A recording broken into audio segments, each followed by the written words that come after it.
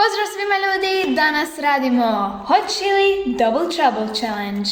Ovo je challenge u kojem isprobavam najljući čips na svijetu.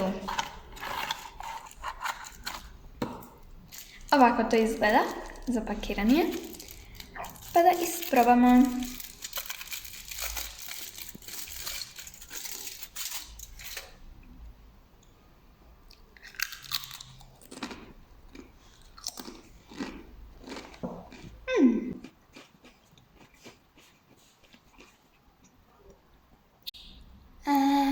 Sve sam pojela i nije nešto strašno.